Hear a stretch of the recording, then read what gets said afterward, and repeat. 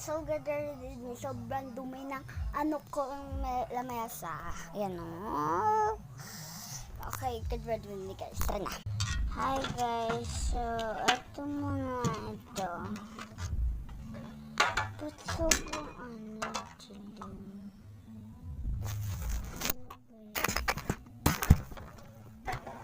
Ito muna. Siguro magpapart na lang yata. Pag di kasi parang hindi ka yata.